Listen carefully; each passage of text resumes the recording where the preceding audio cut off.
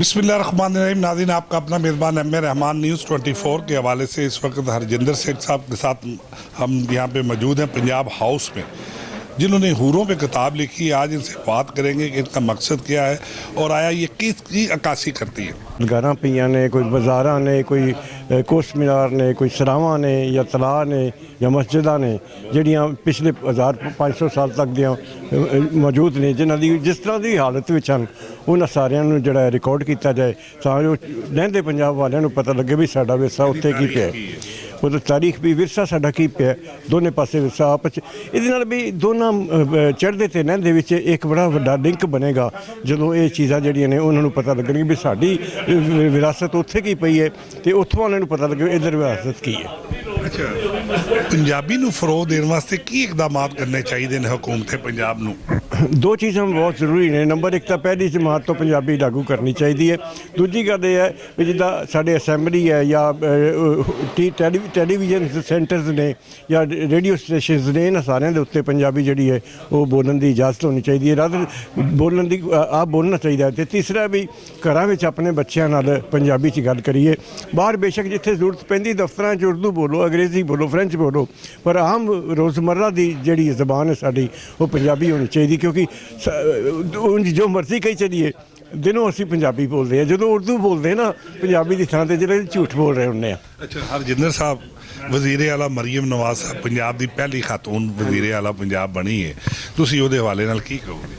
ਮੈਨੂੰ ਯਾਦ ਹੈ ਜਦੋਂ ਇੱਕ ਪੰਜਾਬ ਕਲਚਰ ਡੇ ਮਨਾਇਆ ਗਿਆ ਸੀ, ਮੈਂ ਉਹਨਾਂ ਦੇ ਨਾਲ ਹੀ ਬੈਠਾ ਸੀਗਾ, ਪਿੱਛੇ ਬੈਠਾ ਸੀਗਾ, ਅਤੇ ਉਦੋਂ ਉਹਨਾਂ ਨੇ ਕਮਿਟਮੈਂਟ ਕੀਤੀ ਸੀ ਕਿ ਪੰਜਾਬੀ ਜਿਹੜੀ ਹੈ ਉਹ ਸਾਰਿਆਂ ਨੂੰ ਬੋਲਣੀ ਚਾਹੀਦੀ, ਲਾਗੂ ਹੋਣੀ ਚਾਹੀਦੀ ਹੈ। ਅਤੇ ਮੈਂ ਸਮਝਦਾ ਵੀ ਜੇ ਉਹਨਾਂ ਕੋਲ ਅੱਲਾਹ ਮੀਆਂ ਨੇ ਇਹ ਥਾਂ ਦਿੱਤੀ ਹੈ ਤਾਂ ਇਹਦਾ ਫਾਇਦਾ ਉਠਾਉਣ ਲਈ ਉਹ ਸਭ ਤੋਂ ਵੱਡਾ ਕੰਮ ਕਰਨਗੇ ਵੀ ਪੰਜਾਬ 'ਚ ਪੰਜਾਬੀ ਪਹਿਲੀ ਜਮਾਤ ਤੋਂ ਲਾਗੂ ਕਰ ਦੇਣਗੇ। ਅਤੇ ਉਹ ਆਪਣੇ ਆਪ 'ਚ ਜਿੱਥੇ ਇੱਕ ਖਾਤੂਨ ਹਿਸਟਰੀ ਬਣੀ ਹੈ ਚੀਫ ਮਿਨਿਸਟਰ ਬਣ ਕੇ, ਉਹ ਖਾਤੂਨ ਜਿਹੜੀ ਹੈ ਉਹਨਾਂ ਦਾ ਨਾਂ ਜਿਹੜਾ ਪੰਜਾਬ ਦੀ ਹਿਸਟਰੀ ਵਿੱਚ ਸਦਾ ਵਾਸਤੇ ਕਾਇਮ ਹੋ ਜਾਵੇ। ਪਾਕਿਸਤਾਨ ਦੀ ਧਰਤੀ ਦੇ ਉੱਤੇ ਮੰਗ ਕਰਦੇ ਹਾਂ ਗੁਰਦੁਆਰਿਆਂ ਦੀ, ਫਿਰ ਸਾਨੂੰ ਕੋਈ ਹਰਜ ਨਹੀਂ ਹੈ ਕਿ ਅਸੀਂ ਇੰਡੀਅਨ ਪੰਜਾਬ ਦੇ ਵਿੱਚ ਵੀ ਇਸ ਗੱਲ ਦੀ ਮੰਗ ਕਰਦੇ ਹਾਂ ਕਿ ਉੱਥੇ ਜਿਹੜੀਆਂ ਮੁਸਲਮਾਨਾਂ ਦੀਆਂ ਪਵਿੱਤਰ ਥਾਵਾਂ ਨੇ, ਉੱਥੇ ਦੇ ਜਿਹੜੇ ਮੁਸਲਮਾਨਾਂ ਦੇ ਵਿੱਚ ਮਜ਼ਾਰਾਤ ਨੇ, ਉਹਨਾਂ ਦੀ ਦੇਖਭਾਲ ਵੀ, ਇਹ ਵੀ ਸਾਡਾ ਸਾਂਝਾ ਵਿਰਸਾ ਹੈ, ਉਹ ਜਿਹੜਾ ਬਹੁਤ ਜ਼ਿਆਦਾ ਜ਼ਰੂਰੀ ਸੀ। ਔਰ ਇਹ ਕਿਤਾਬ ਜਿਹੜੀ ਹੈ, ਜਿਹੜੀ ਇਸ ਹੈਰੀਟੇਜ ਆਫ ਪੰਜਾਬ ਹੈ, ਇਹ ਸਾਨੂੰ ਦਰਸਾਉਂਦੀ ਹੈ ਕਿ ਜਿਹੜੇ ਚੜ੍ਹਦੇ ਪੰਜਾਬ ਦੇ ਵਿੱਚ, ਖਾਸ ਤੌਰ ਇੰਡੀਅਨ ਪੰਜਾਬ ਦੇ ਵਿੱਚ ਜੋ ਮੁਸਲਿਮ ਮਜ਼ਾਰਾਤ ਨੇ, ਜੋ ਉਹਨਾਂ ਦੇ ਮੁਕੱਦਸ ਮਕਾਮਾਤ ਨੇ, ਉਹਨਾਂ ਦਾ ਤਾਰੀਖੀ ਮਸਾਜਿਦ ਨੇ, ਉਹ ਸਾਰਾ ਕੁਛ ਇਸ ਦੇ ਵਿੱਚ ਹੈ। ਸੋ ਇਸ ਲਿਹਾਜ਼ ਨਾਲ ਇਹ ਸਾਡੇ ਕੋਲ ਇੱਕ ਨਵੀਂ ਖੋਜ ਹੈ ਔਰ ਇਸ ਨੂੰ ਅੱਗੇ ਤੋਰਾਂਗੇ ਔਰ ਆਪਣੀ ਆਉਣ ਵਾਲੀ ਨਸਲ ਨੂੰ ਦਿਖਾਵਾਂਗੇ ਕਿ ਇਹ ਦੇਖੋ ਕਿ ਇੰਡੀਅਨ ਪੰਜਾਬ ਦੇ ਵਿੱਚ ਵੀ ਪੰਜਾਬੀ ਵਿਰਸੇ ਦੇ ਉੱਤੇ ਗੱਲ ਹੋ ਰਹੀ ਹੈ।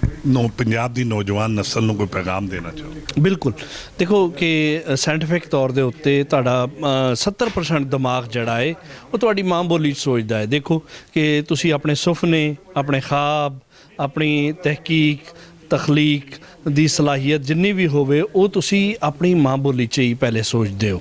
ਸੋ ਇਸ ਕਰਕੇ ਆਪਣੀ ਮਾਂ ਬੋਲੀ ਨਾਲ ਜੁੜੋ ਜੇ ਆਉਣ ਵਾਲੇ ਦੌਰ ਦੇ ਵਿੱਚ ਤੁਸੀਂ ਕਾਮਯਾਬ ਹੋਣੇ ਚਾਹੁੰਦੇ ਹੋ। ਦੇਖੋ ਸਾਡੇ ਕੋਲ ਈਰਾਨ ਕਾਮਯਾਬ ਕੌਮ ਹੈ, ਸਾਡੇ ਕੋਲ ਚਾਈਨੀਜ਼ ਕਾਮਯਾਬ ਕੌਮ ਹੈ, ਸਾਡੇ ਕੋਲ ਜਾਪਾਨ ਕਾਮਯਾਬ ਕੌਮ, ਇਹਨਾਂ ਸਾਰਿਆਂ ਨੇ ਆਪਣੀ ਮਾਂ ਬੋਲੀ ਨੂੰ ਤਰਜੀਹ ਦਿੱਤੀ ਹੈ। ਸੋ ਆਉਣ ਵਾਲੀ ਨਸਲ ਨੂੰ ਮੈਂ ਇਹ ਬੇਨਤੀ ਕਰਾਂਗਾ, ਇਹ ਮੇਰੀ ਦਰਖਾਸਤ ਹੈ ਕਿ ਉਹ ਆਪਣੀ ਮਾਂ ਬੋਲੀ ਨਾਲ ਜੁੜਨ ਤਾਂ ਕਿ ਉਹ ਇਸ ਦੁਨੀਆ ਦੇ ਵਿੱਚ ਉਹਨਾਂ ਦਾ ਵੀ ਕੋਈ ਮੁਕਾਮ ਹੋਵੇ। ਪੰਜਾਬ ਦੇ ਹਵਾਲੇ ਨਾਲ ਬੜੀ ਯੂਨੀਕ ਤਕਰੀਬ ਸੀ। ਸਾਡੇ ਪੂਰੀ ਦੁਨੀਆ 'ਚ ਉਹਨਾਂ ਦਾ ਕੰਮ ਜਿਹੜਾ ਉਹ ਬੜਾ ਸਲਾਹੁਣਯੋਗ ਹੈ। ਡਾਕਟਰ ਦਲਗੀਰ ਸਾਹਿਬ ਦਾ, ਉਹਨਾਂ ਦੀ ਕਿਤਾਬ ਰੈਤਲ ਤੇ ਵਸੇਬ ਦੇ ਬਾਰੇ 'ਚ ਜਿਹੜੀ ਰਿਸਰਚ ਹੈ ਉਸ ਇੰਡੀਆ ਦੇ ਪੰਜਾਬ ਦੇ ਬਾਰੇ 'ਚ ਯਕੀਨਨ ਬਹੁਤ ਵੱਡਾ ਤੇ ਯੂਨੀਕ ਕੰਮ ਹੈ। ਮੈਂ ਸਮਝਦਾ ਕਿ ਉਹਨਾਂ ਦੇ ਇਸ ਕੰਮ ਨੂੰ ਅੱਗੇ ਵਧਾਉਣ ਦੀ ਲੋੜ ਹੈ। ਅਸੀਂ ਉਹਨਾਂ ਅੱਗੇ ਵੀ ਤਰਲਾ ਕਰਾਂਗੇ ਕਿ ਇਸ ਕੰਮ ਨੂੰ ਅੱਗੇ ਵਧਾਉਣ ਔਰ ਬਿਹਤਰ ਅੰਦਾਜ਼ 'ਚ ਇਹਨੂੰ ਹੋਰ ਪੇਸ਼ ਕਰਨ ਦੀ ਕੋਸ਼ਿਸ਼ ਕਰਨ। ਅਸੀਂ ਕੋਸ਼ਿਸ਼ ਕਰਾਂਗੇ ਕਿ ਉਹਦਾ ਇੱਥੇ ਪੰਜਾਬੀ ਤਰਜਮਾ ਕਰਕੇ ਉਹਨੂੰ ਪੰਜਾਬੀ ਜ਼ੁਬਾਨ 'ਚ ਛਾਪੀਏ ਤਾਂ ਕਿ ਇੱਥੋਂ ਦੇ ਲੋਕਾਂ ਨੂੰ ਵੀ ਉਹ ਮੁਕੰਮਲ ਜਾਣਕਾਰੀ ਹੋ ਸਕੇ। ਅੱਛਾ ਭੱਟ ਸਾਹਿਬ, ਵਜ਼ੀਰ ਆਲਾ ਪੰਜਾਬ ਦੀ ਤਾਰੀਖ ਦੇ ਵਿੱਚ ਪਹਿਲੀ ਮਰਤਬਾ ਮਰੀਮ ਨਵਾਜ਼ ਸਾਹਿਬ, ਉਹਨਾਂ ਨੂੰ ਕੋਈ ਪੈਗਾਮ ਦੇਣਾ ਚਾਹੋ ਤੁਸੀਂ? ਇਹ ਪੰਜਾਬੀ ਮੈਂ ਸਮਝਦਾ ਕਿ ਯਕੀਨਨ ਉਹ ਪੰਜਾਬ ਦੀ ਧੀ ਹੈ ਔਰ ਪੰਜਾਬ ਦੀ ਵਜ਼ੀਰ ਆਲਾ ਹੋਣਾ ਬਹੁਤ ਵੱਡੇ ਇਜ਼ਾਜ਼ ਦੀ ਗੱਲ ਹੈ। ਸਾਡੀ ਦੀ ਇੱਕੋ ਹੀ ਮੰਗ ਹੈ ਕਿ ਪੰਜਾਬ ਦੀ ਧੀ ਹੋਣ ਦੇ ਨਾਤੇ ਪੰਜਾਬ ਵਿੱਚ ਜ਼ਰੀਆ ਤਾਲੀਮ ਪੰਜਾਬੀ ਦਾ ਕਰਨ, ਸਕੂਲਾਂ 'ਚ ਪੰਜਾਬੀ ਨੂੰ ਪੜ੍ਹਾਇਆ ਜਾਏ, ਪੰਜਾਬੀ ਜ਼ਬਾਨ ਨੂੰ ਵਾਰਕਾਰ ਦੀ ਜ਼ਬਾਨ ਬਣਾਇਆ ਜਾਏ ਔਰ ਪੰਜਾਬੀ ਜ਼ਬਾਨ ਨੂੰ ਰੋਜ਼ਗਾਰ ਨਾਲ ਜੋੜਿਆ ਜਾਏ। ਅਗਰ ਇਹ ਹੋ ਜਾਏਗਾ तो यकीनन मरियम नवाज शरीफ ਨੂੰ ਮੁੱਦਤਾਂ तक याद रखा जाएगा। जी, ये थे मुदस्सर इकबाल बाट साहब जो कि हुकूमत पंजाब और वज़ीर आला मरियम नवाज साहब से मुतालबा करते हुए नज़र आ रहे थे कि पंजाबी ज़बान को फ़रोग दिया जाए स्कूलों, कॉलेजों और अपने घरों में। इसी के साथ अपने मेज़बान एम ए रहमान को न्यूज़ 24 से